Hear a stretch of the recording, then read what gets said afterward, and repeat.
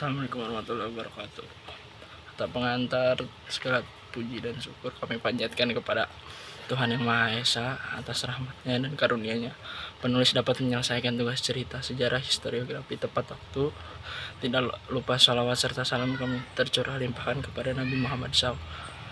Penulisan cerita yang berjudul Probolinggo Sebuah Kota Tua dapat diselesaikan karena banyak pihak. Penulis harap rangkum cerita Probolinggo Sebuah Kota Tua ini dapat memberikan manfaat bagi pembaca. Penulis menyadari bahwa cerita ini masih memerlukan penyempurnaan terutama pada bagian isi.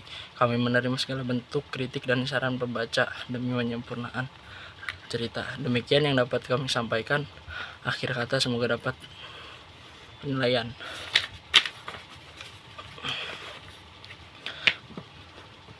Rentang tahun 1947 sampai 1949 adalah periode perlawanan bersenjata di seluruh wilayah Indonesia dalam menghadapi gelombang kembalinya kekuasaan Belanda setelah Perang Dunia Kedua.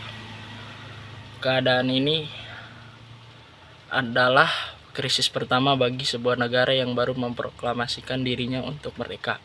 Gerilya Kota Probolinggo tidak terpisahkan dari agresi militer Belanda. 1. Penggunaan kekuatan militer oleh Belanda di samping sebagai usaha pengecilan anti-republik juga dimaksudkan untuk menguasai sektor-sektor penting seperti daerah penghasil padi, perkebunan, pelabuhan, dan perhubungan, di mana Probolinggo adalah salah satu sasarannya. Sejarah singkat Probolinggo. Keberadaan Probolinggo sudah tercatat sejak zaman Kerajaan Majapahit. Awalnya dikenal dengan nama Bangar dalam pupuh negara Kertagama.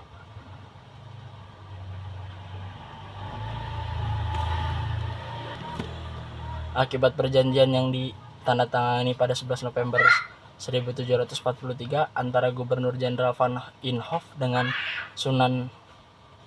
Sunan Pakubuwono II, Probolinggo jatuh ke tangan Kompeni VOC. Perjanjian ini terlaksana sebagai akibat keterlibatan Mataram dalam pemberontakan Cina 1740 sampai 1743. Sebelumnya terdapat kelompok anti Belanda di Mataram yang sempat memerangi VOC bersama warga Tionghoa yang dari pembantaian oleh VOC di Batavia.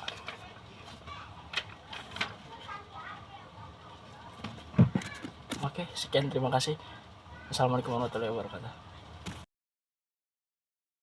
Assalamualaikum warahmatullahi wabarakatuh. Dengan mengucap syukur kepada Tuhan Yang Maha Esa, saya dapat menyelesaikan cerita tentang peran Kota Probolinggo dalam perjuangan kemerdekaan dan pertahanan negara. Buku ini disusun untuk mengungkap dinamika politik dan militer yang terjadi di kota ini, serta menghargai perjuangan para pahlawan demi kemerdekaan Indonesia. Pada masa awal kemerdekaan, Kota Probolinggo menjadi pusat pergerakan politik dan pembentukan kesatuan negara yang turut berujung mempertahankan kedaulatan Republik Indonesia. Salah satu peristiwa bersejarah adalah pembentukan Tentara Pelajar Probolinggo yang menjadi bagian integral dari Tentara Nasional Indonesia. Kota Probolinggo juga menjadi saksi berbagai konspirasi politik dan militer, baik antara pihak Republik dan kolonial maupun di antara kelompok-kelompok politik dalam negeri. Peristiwa-peristiwa tersebut turut mewarnai perjalanan sejarah Kota Probolinggo menuju kemerdekaan dan kedaulatan. Akhir kata, semoga cerita ini dapat menginspirasi pembaca untuk terus menjaga semangat kebangsaan dan kecintaan terhadap tanah air. Perkembangan politik dan lahirnya Persatuan Tentara. Zaman penjajahan Jepang. Pada awal penjajahan Jepang di Indonesia, rakyat menyambut Jepang dengan baik. Tokoh nasionalis seperti Soekarno dan Hatta berkolaborasi dengan Jepang. Inspirasi untuk melawan kolonial Belanda muncul dari pendidikan Barat dan kemenangan Jepang atas Rusia. Pertempuran singkat antara Jepang dan Belanda berakhir dengan penyerahan Belanda. Lalu pemerintahan Jepang membentuk struktur pemerintahan militer yang baru, yaitu PETA. Para pemuda Indonesia dilibatkan dalam berbagai peran, termasuk sebagai heiho dan anggota PETA untuk mendukung agenda Jepang. Selain itu, pemerintahan Jepang menggalang dukungan rakyat dengan janji kemerdekaan di bawah kepemimpinan mereka. Pada tanggal 5 Oktober 1945, dibentuk Tentara Keamanan Rakyat atau TKR yang dipimpin oleh Supriyadi Setelah Urip Sumoharjo tidak diangkat sebagai panglima karena perasaan tidak senang dari bekas anggota PETA. TKR kemudian berubah nama menjadi Tentara Keselamatan Rakyat pada 7 Januari 1946 dan selanjutnya menjadi Tentara Republik Indonesia pada 25 Januari 1946. Pada 5 Mei 1947, Presiden membentuk panitia pembentukan organisasi Tentara Nasional Indonesia yang menghasilkan berdirinya Tentara Nasional Indonesia atau TNI pada 3 Juni 1947. Aktivitas militer Belanda semakin meningkat di Jawa Timur, termasuk serangan kapal-kapal Belanda di beberapa wilayah seperti Banyuwangi, Probolinggo, dan sekitarnya. Serangan-serangan ini menunjukkan ketegangan antara pihak Republik dan Belanda pada periode tersebut. Proklamasi kemerdekaan hingga menjelang agresi militer Belanda I. Pada tahun 1947, Belanda mengalami kesulitan di daerah yang diduduki, seperti Surabaya, terutama dalam penyediaan bahan makanan. Perbedaan penafsiran atas persetujuan Linggajati antara Belanda dan Republik Indonesia menyebabkan ketegangan. Pada 21 Juli 1947, Belanda melakukan agresi militer dengan mendaratkan pasukan di Jawa dan Sumatera, termasuk wilayah Republik Indonesia. Pasukan Belanda berhasil memasuki kota Probolinggo setelah pertempuran sengit dengan pasukan Republik. Ini menjadi titik awal dari gerakan perlawanan di dalam kota. Pasukan Republik yang terbatas tidak mampu bertahan, namun perlawanan sengit mereka mendapat pengakuan dari pihak militer Belanda. Konstelasi politik dan militer Probolinggo di masa agresi. Perubahan politik. Aksi militer Belanda dan TNI di kota Probolinggo pada tahun 1947 sampai 1948, aksi bumi hangus dilakukan oleh TNI untuk menghambat pasukan Belanda dan mencegah gedung-gedung penyimpanan komoditas yang dimanfaatkan oleh Belanda. Pasca kesepakatan Renville, daerah-daerah seperti Probolinggo berada di bawah kekuasaan pendudukan Belanda, sehingga TNI terpaksa ditarik ke daerah Republik. Pemerintah Belanda juga mengeluarkan ancaman terhadap siapapun yang memiliki senjata api atau bahan peledak. Sekian dari saya, terima kasih. Wassalamualaikum warahmatullahi wabarakatuh. Assalamualaikum warahmatullahi wabarakatuh. Segala puji syukur kami panjatkan kepada Tuhan Yang Maha Esa atas rahmat dan karunia dapat menyelesaikan tugas penulisan perlawanan gerilya tepat waktu, tidak lupa sholawat serta salam tercurah kepada Nabi Muhammad SAW. Dan semoga kita mendapatkan syukurnya di akhir nanti. Tulisan cerita ini telah menyusun dengan maksimal dan mendapatkan bantuan dari berbagai pihak sehingga dapat memperlancar pembuatan cerita ini. Untuk itu penulisan menyampaikan banyak terima kasih kepada semua pihak yang telah mengkontribusi dalam pembuatan cerita ini. Lepas dari semua itu, penulisan menyadari sepenuhnya bahwa masih ada kekurangan baik dari segi susunan kalimat maupun kata bahasanya.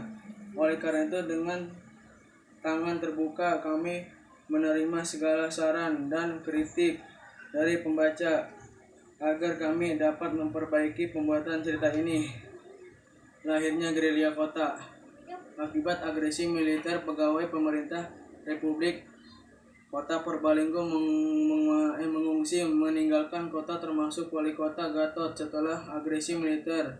Pertama, untuk daerah-daerah yang berhasil diduduki Belanda diangkat gubernur sementara atau Recomba, Regerings, Komisaris, For, Bestur, Anggelengen, Heden, Komisaris pemerintah untuk urusan penting.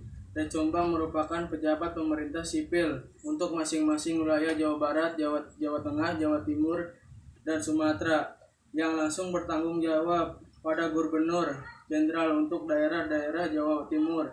Yang menjabat sebagai Recomba adalah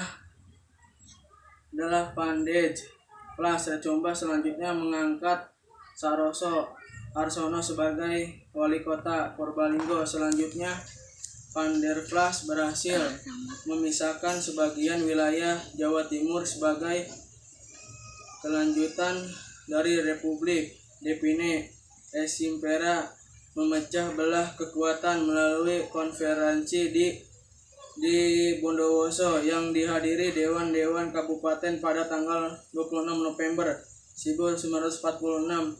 Dinyatakan secara resmi terbentuknya negara Jawa Timur NJT. Wilayahnya meliputi daerah-daerah yang berhasil diduduki dengan agresi militer pertama, termasuk Purbalingga. Kota Purbalingga menjadi salah satu pusat kekuatan militer Belanda. Di sini terdapat satu bantalan Mariners Brigade Marine ditambah dua Kompinil Marinir Belanda, merupakan tentara yang istimewa berpengalaman dalam Perang Dunia II.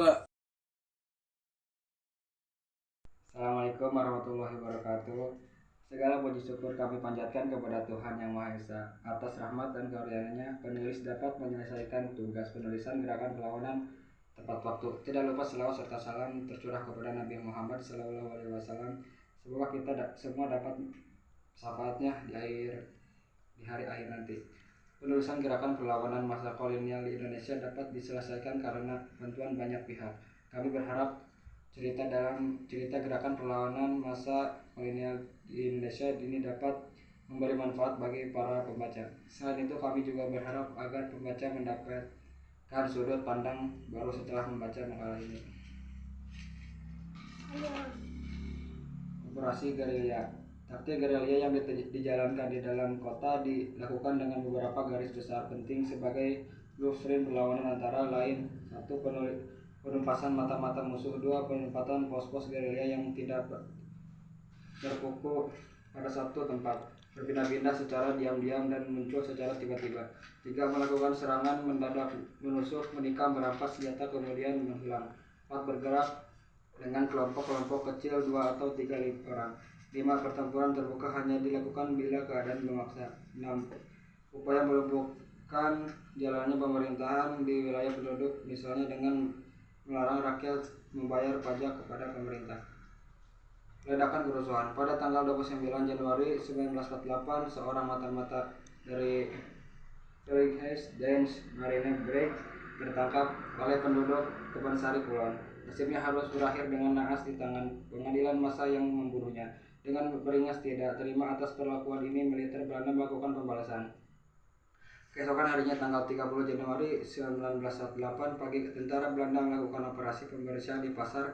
Ketika itu situasi pasar sedang ramai-ramainya. Pengunjung yang terjebak tidak dapat membuat banyak karena tentara Belanda telah mengepung pasar.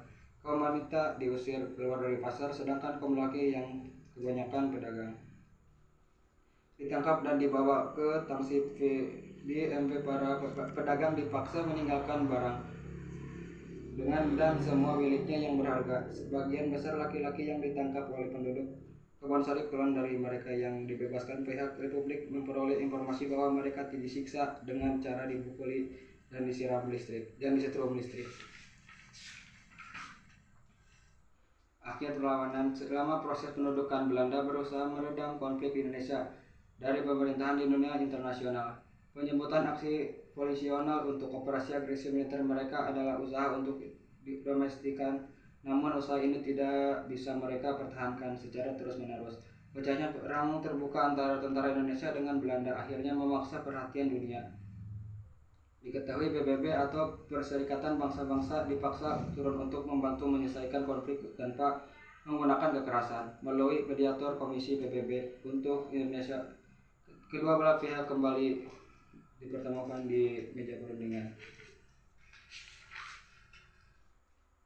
Penulis menyadari bahwa cerita ini masih memerlukan penyempurnaan, terutama pada bagian isi.